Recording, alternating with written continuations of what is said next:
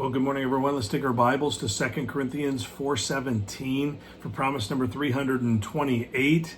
And this one, I think, is important to many of you because I think that there's a lot of people out there that really are struggling, not just because physical health or maybe financial difficulties, but they're actually struggling because they've made some decisions about the Lord that have limited opportunities in a specific way that have created a suffering.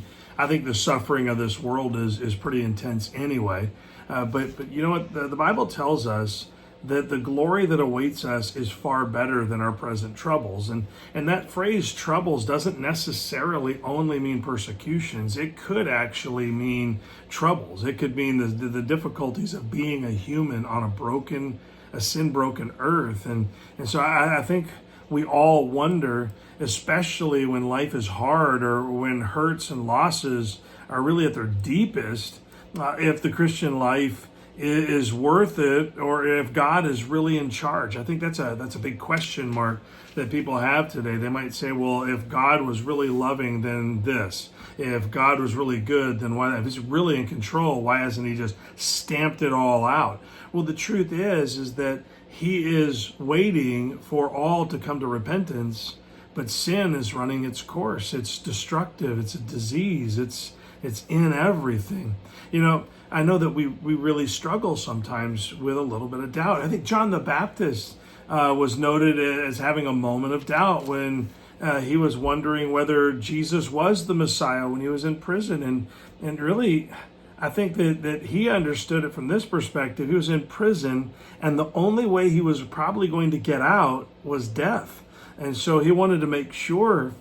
So I don't even know if it was that intense of a doubt because he really knew. He was the forerunner, so he really knew. But in our passage, we read of the best thing to think about when times do get really tough.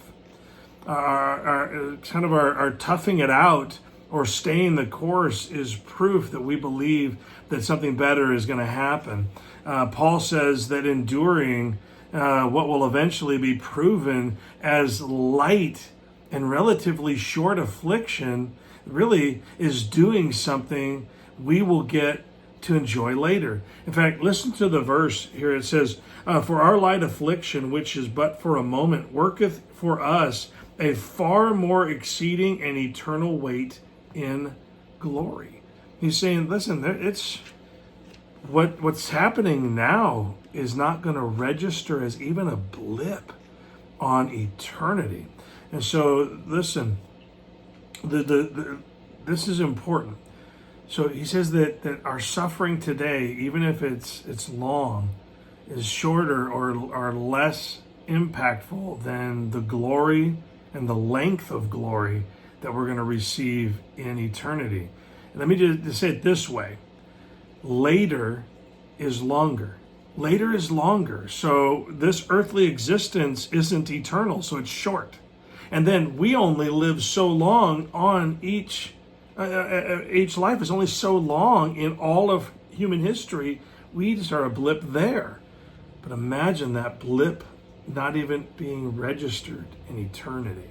And so the number of weeks, months, years that we suffer through whatever here is short compared to our future in heaven with Christ. It doesn't mean that it doesn't hurt deeply now.